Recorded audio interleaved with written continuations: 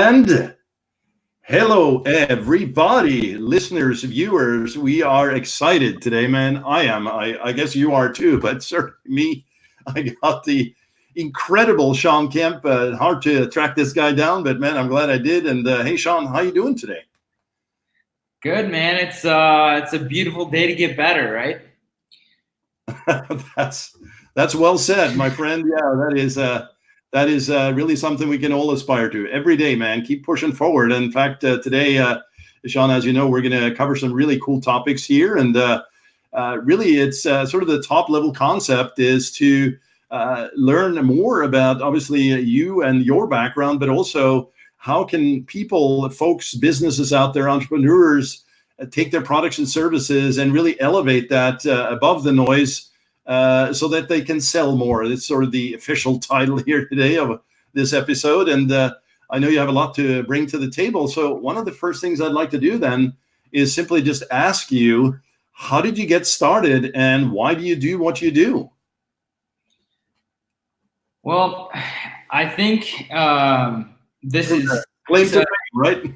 This is a lesson for everybody that is probably either like about to jump ship from their job or hasn't quite gotten started in entrepreneurship, or maybe even hasn't gotten the traction yet that they've wanted as an entrepreneur.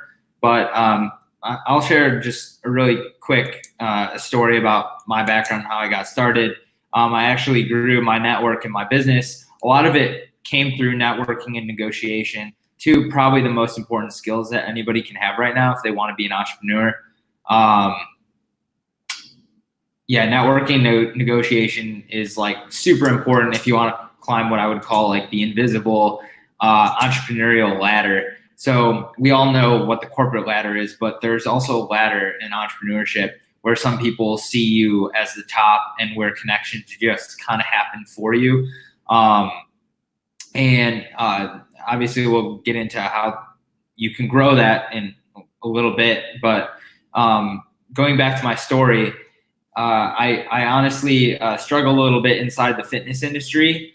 When I was getting started, I was maybe like a sophomore in college. So obviously a full-time double major college student. And I was like, damn, I don't really want a job. I don't really want to go work for somebody else. And I actually attended a webinar by Nick Singal that was talking about affiliate marketing. And that was really I watched the whole thing. It must have been 90 minutes. And that was like my intro to online marketing. And I was so fascinated. I didn't buy from the webinar, but I was so fascinated by what he was talking about that I researched a ton of stuff on digital marketing, online marketing. And I came across this guy, Rich Schefren, and this is the first product I ever bought online. It was Rich Schefren's, he was talking about something called the core concept. Rich Schefren is basically the OG of marketing online. He's one of the OGs of marketing online. He coached Russell Brunson. He coached Ryan Dice before they blew up. Before ClickFunnels, before Digital Marketer, he coached both of them. So funny story, I actually met him when I was at Agora like a month ago, and we're a lot closer now, which is super weird. But it was that moment when I decided, like, if you really learn how to use the online platform and sell, you can sell anything. It doesn't matter, whatever it is. Business in and of itself, I saw the big picture was nearly every business out there right now is marketing, or the businesses that are successful are sales first or sales oriented or marketing oriented. And then they sell a product secondarily. So they find a good product, but all the successful businesses out there have a really strong marketing game plan or sales game plan. I think Gary Vee talked about how whatever your business is, if it's health, fitness, if it's no matter what you're selling, you're always a media first company. So what he says is you're a media first, and then secondarily, whatever your product whatever you're selling as a product. So I found that like crazy interesting because I thought that all the power, like obviously chasing power, chasing money, chasing a better life. I realized that like if I want to build a skill set right now and avoid going to get a job, I need to learn how to market and how to sell, and negotiate and build a network. And fast forward a couple of years, I ended up moving back home with my parents for like 2 months after college. And within those 2 months, my mother was questioning whether or not why I didn't take a 6-figure job offer. I said no to it because obviously I had the degree in finance, got a really great offer, didn't take it because I knew I had been destined for more than that. And I just wanted life on my own terms. So I started sending out cold emails to influencers on how I could double their business. So I'd create these large emails, basically massive, right? Of 10, like, so basically I would analyze and audit their entire business strategy and tell them directly exactly what to do. And I'd send probably like 1 or 2 per day because they took so long. I'd literally go and audit their entire business, scrape their email, find it, send them an email. I did that for probably like 10 days. Within those 10 days, I probably sent like, honestly, like 20 or 30 influencers, like really in-depth audits. Ended up getting flown down to masterminds, getting connected with other very affluent people just from those emails. There were plenty of no's. There were plenty of people that didn't respond. But of the ones that did, my network grew quite significantly. I just literally found a way into the bubble.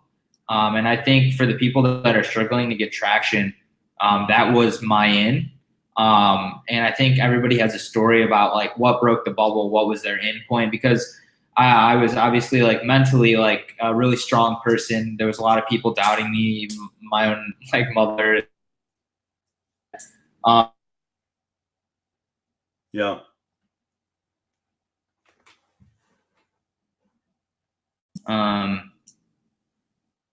Right. There was a lot of doubt of friends, family, and it really was just like I just like decided to add value, and my network kind of blew up from there, and I was able to grow an agency from nothing to, I think I hit 100K in 8 months from zero, with no network, no nothing, just cold emailing. I had multiple retainers at 3,000 a week at one point.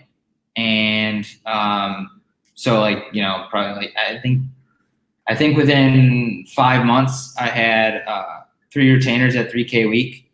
And that was like really big money because my parents didn't make that in a month combined. And I was doing that in less than a week.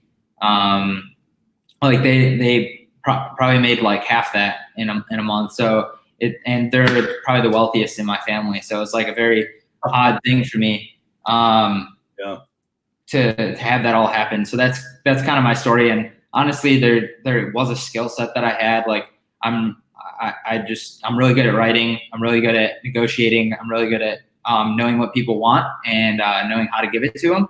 So that's kind of like the advantage that I had. I obviously went to college. I obviously had to write 10,000 word papers all the time. I went through business law and understood business really well. I was a finance major.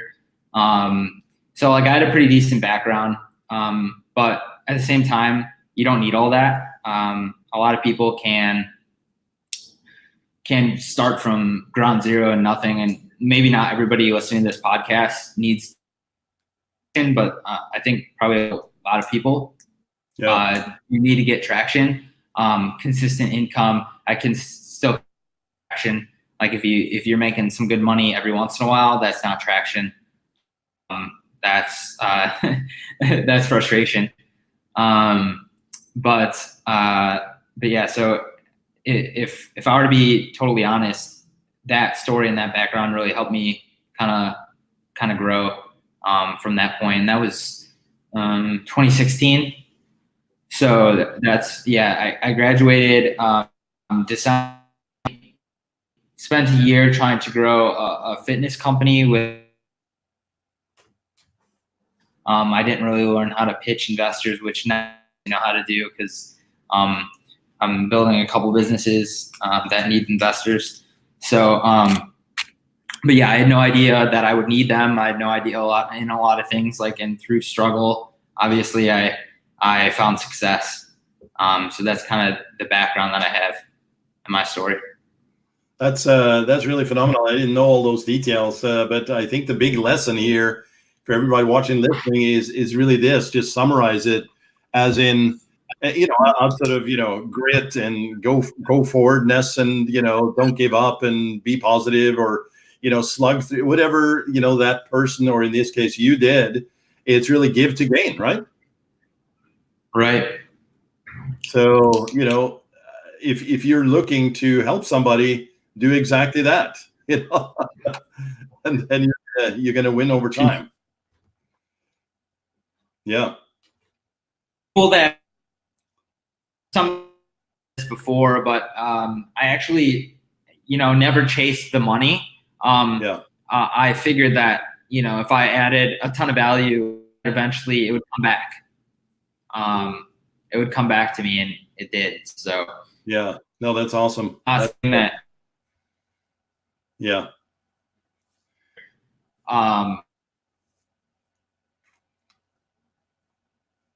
Yeah, that's killer.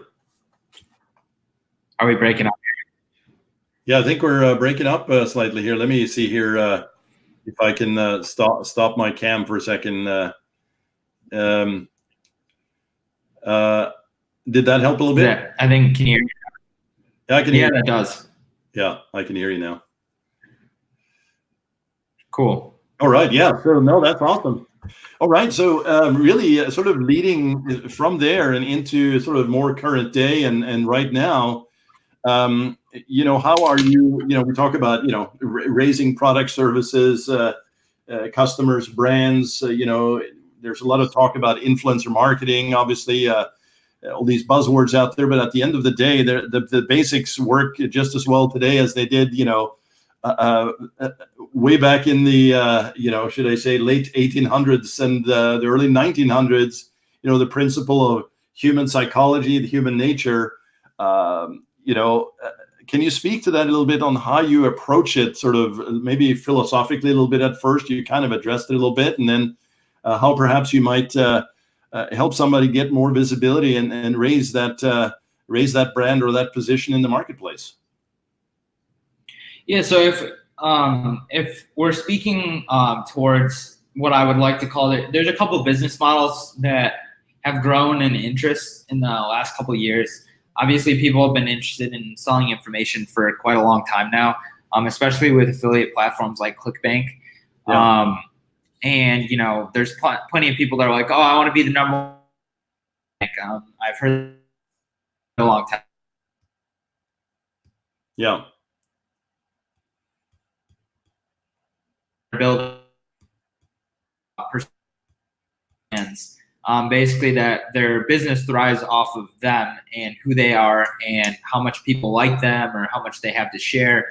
And with that comes another element like info products that is pretty necessary, and that's building what some people have heard of is know, like, trust.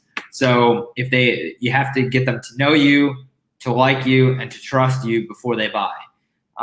And I'm kind of a minimalist when it comes to business. I try to do the least amount to get the most amount out of it. So kind of like a do more with less. And all the strategies that I follow are not tactical in a sense, but they're all based on fundamentals of human behavior and what people want and the tools and all of the things that what I consider is noise. If I can use those tools to better amplify the fundamentals, then I'll do that. Otherwise, if it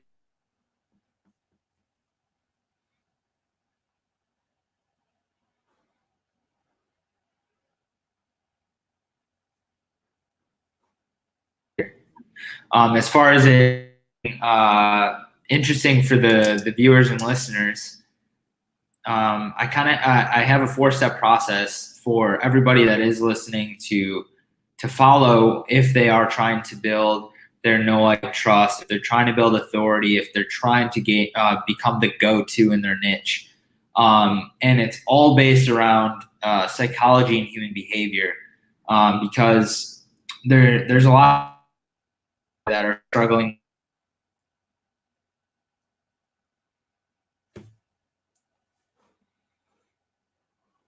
I think we lost him there. Could have been a bad connection or something here. He's going to come in shortly. It was sort of getting a little choppy here, guys and girls. This is the interview with Mr. Sean Kemp here, and he is live once again. I was just speaking there. Now it seems like the picture is really clean. Clean? Yeah, now it's really clean. It was kind of getting choppy. Now you're coming in. Yeah. Awesome. Yeah, I was worried if it kept giving me the circle of death there. Yeah. No, you were just talking about the 4 principles for know, like, and trust, and just about to dive in. So that's perfect. Yeah. Well, yeah, not perfect. I assume that a lot of people, if they have watched it, heard of it, where basically they kind of plant an idea. Hey, Sean, I think maybe try and turn off the camera there. Yeah. Okay. Let's see. Because it got choppy again. It was weird. Yeah. Can we do that? Can you hear me? Yeah, absolutely. It's great. Awesome. Perfect. Yeah. So really the 4 stages the first stage is really built kind of funny. It has a lot of similarities to if you saw the movie Inception. Yeah. I call it. Yeah. So they kind of like plant an idea in somebody's mind, and when you're a coach, consultant, or a personality brand, and you want to build your know, like, trust, the first step is really to kind of plant the seed, plant an idea, open the minds of the audience in the first place, because a lot of people have their walls up. There's a lot of skeptics and a lot of people that are selling BS online. So what I always say is the first step is really you have to open the minds of the audience. And the best way that I've seen that done is debunking false beliefs, and also trying to explain somebody's problem better than they can themselves. That really does kind of open up the audience and the people to know who you are, right? And start to get them to a point where they want to trust you. The next phase that I have and that I deploy is called what I call an ideology. Some people have heard of what an ideology is, but basically an ideology will help people with one thing, perspective. So if you ever notice, some people are really good at content marketing, and it's not because necessarily they share tactical strategies or they share certain things, but it's because of 2 reasons. 1, they offer perspective, and 2, they I'm drawing a blank here. 1, they offer perspective. I'll come back to the second one in a second. But they're basically offering perspective or a new concept or a new idea, and it helps your audience start to think how you think. This is where marketers talk about a big idea. Right. The ability to shift perception. Yeah. Of an audience and make them believe the thing that you want them to believe. The other thing, so it's one is perception or perspective, and the second thing is being insightful. If you've seen really good content, what you'll realize is it's very insightful.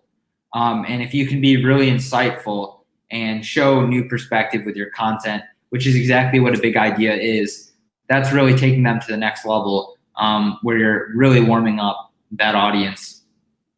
And then the third phase is Sean, well, I was just going to ask on the big idea. more people start. I was just going to ask you on the big idea. Is that similar to or related to kind of the like we talk a lot about hooks and things like that?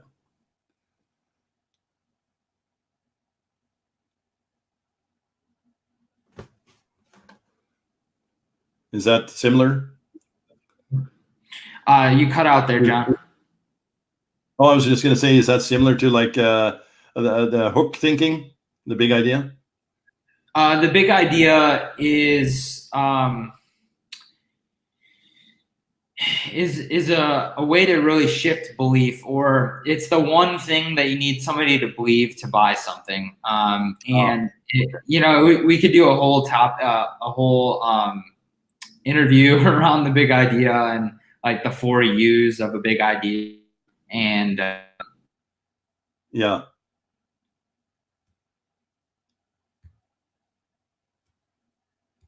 80% of my time, if I'm writing sales copy or writing a sales letter, 80% of my time this is why I can't write too many at once, is because it's developing the big idea and the argument around it, and why it's so important and useful, unique, specific. So if that kind of answers your question, the big idea is that one thing that can build that you can build an entire marketing campaign or product around. Right. Yeah, got it. Cool. Yeah, I mean if people really dialed that one in, that would make marketing a whole lot simpler for them. Yeah, I could see that. Yeah. Yeah, awesome. Yeah, so that's number 2, right? Yeah, that one's number 2. That's the ideology. It's kind of like answering the what is this? Then the next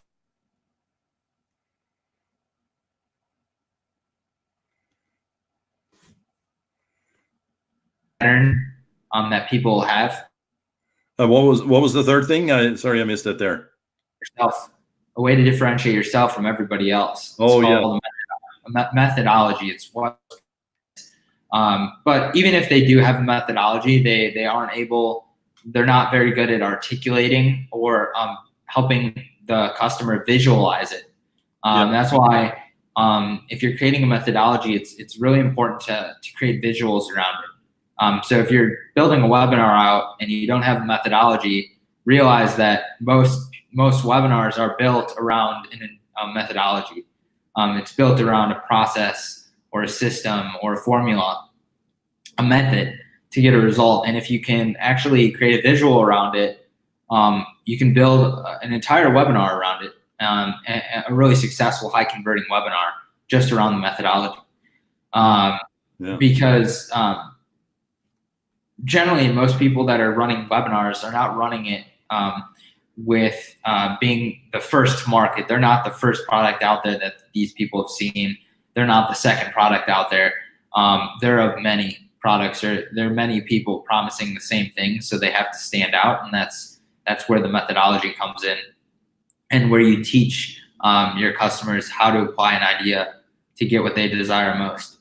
Got it. Yeah, exactly. And then really if you can get them to follow all those steps, right? The first 3 steps. First, you just open their minds. So open their minds to accepting a shift in perception or a new perspective. So first opening their minds to a new perspective, and then sharing that perspective with one big idea, helping them get that aha moment, and then sharing how you get the desire that they want uniquely. And then finally, the last step is, okay, they've gone through all those things, but what's the next thought that they're going to have in their head? Well, why should I trust you? Why should all of what you told me over this period of time, now it could be 7 days, month, year, just a webinar. You can go through all of those in your content. You can have people in your group that have been watching your stuff for months. But after you take them through really all of those 3 stages, then the final step is just proof, to prove that your method is the only way to get the desire that they want to come true. And if you can do that, a lot of people share testimonials, case studies. They put guarantees, they add scarcity, but really the proof, there's a lot of elements of proof that you can use beyond your own. You can use proof with, third-party proof, as I would call it, which is like quoting a big undeniable authority, what I call Buddhas. Like if I was trying to sell a health offer, and I knew the audience looks up to Dr. Mercola or something, I would be quoting him. Just kind of in that. A lot of people struggle because they're like, oh, well, I have no testimonials or I have no case studies. Case studies are actually really great ways to sell your stuff.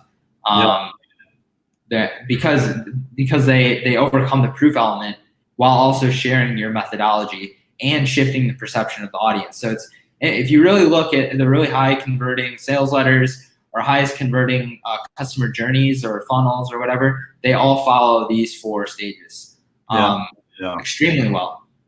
And all the experts out there, Tai Lopez, all the gurus, Tai Lopez, Grant Cardone, James Altucher, all the people in the financial world, they all follow this formula. If you really look deeply and pick apart their overall media marketing message, you'll realize that they all do follow these 4 steps.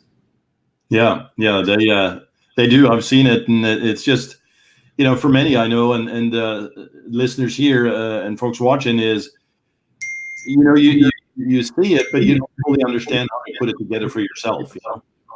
Right. And you don't need a whole lot of authority like the gurus have either. That you can build it over time, and it'll just make sales and marketing a whole lot easier, but you don't need it to start. I remember I had nothing.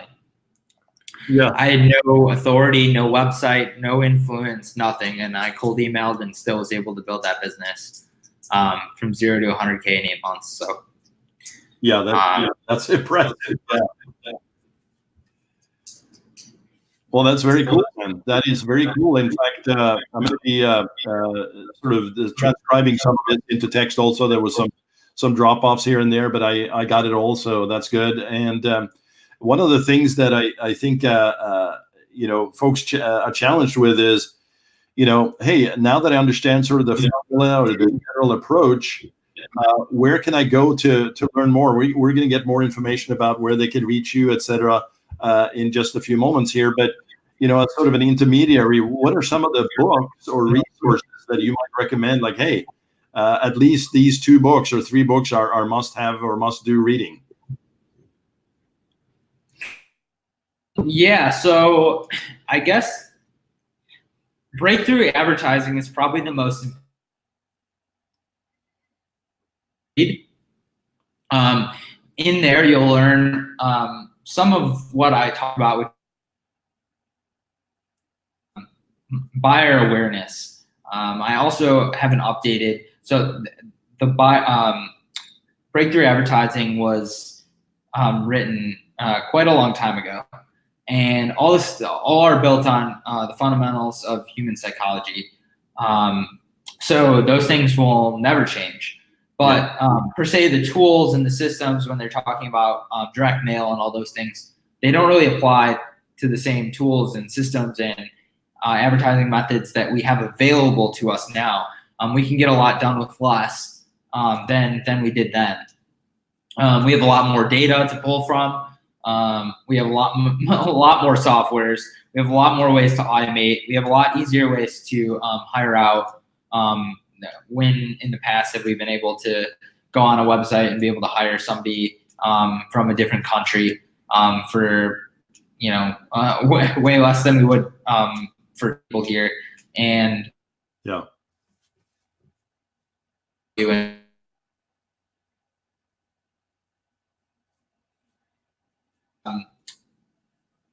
updated, a modernized version of breakthrough advertising that might actually be really useful to the people listening right now. And everything that basically, if you wanted to hack into my brain and think of and hear all, maybe not quite all the thoughts that I have, but all the things that I use in my business and all the things that I do and all my methods and formulas and all the people that I interview, have that all in one group now that I just recently started, that has gotten some pretty awesome engagement and response since I started it less than a week ago.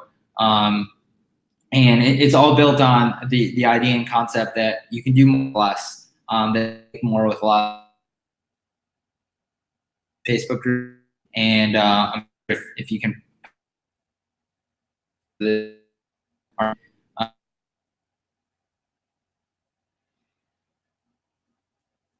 so complex and making it simple so that life can be a lot easier and business can be a lot easier than what many of the gurus make it out to be. So I guess I kind of skipped a couple other books, but the biggest one I would say is Breakthrough Advertising by Eugene Schwartz, and then there's a couple other ones. Great Leads is another one that's really good by John Ford. Michael Masterson. He goes by a couple different names also, so who knows what it says on the book. But let's see. There's one other one that 48 Laws of Power by Robert Greene is amazing. And one final one, because this one is a really big deal that really no marketers read but should. It's called The Tools of Argument, and it's how the best lawyers think, argue, and win. So why this is important is because if you can win arguments in marketing is basically a series of arguments, and if you can win arguments, you can sell anything. Gives you all the tools to argument. Yeah. If you had no marketing background, but you just knew how to win arguments, you would become a very good marketer in a very short period of time. You don't even have to become a good marketer. You could just want to build your brand and want to market it well, or have a really awesome product and you want people to buy it. If you can win arguments, that's really the key to making it big in business. So of all the books that I've ever read, I would say that's probably the big one, The Tools of Arguments, because it's based really on the fundamentals of the human brain and how to win arguments, and it's based on a lawyer's perspective. Okay, well, that's some great books. In fact, that last one I never heard of. You're right, so I'm gonna get it for myself. But you're absolutely right. This idea that you can position yourself as an authority is not new, but how you do that and through some of these techniques and strategies you've outlined, and how you can essentially, win without trampling on people in sort of this argumentation and positioning.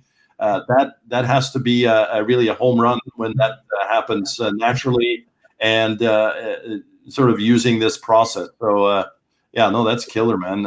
And by the way, I'm going to link up that minimalist group as well, so people can access and join there. I think everybody should. And Sean, of course, has been doing this for not only a good while, but with some big time players. I know you and I also met through Jason Horning, and these are big time players. Who do you follow now in terms of sort of a leader in this space? And I'm not talking necessarily about internet marketing, but just in general that you enjoy watching, sort of in internet land. Right now, I've been honestly just following what Agora is doing as of late, and I haven't really nailed down the person that I really want to follow for negotiation and such, but for buying, which is my next venture, really is buying and selling businesses. That's really my long-term play here. I'm leaning on some of partnerships that I've had So basically, I now, connected with Mr. Church here, which is like the founder of Suja. He's helped scale Suja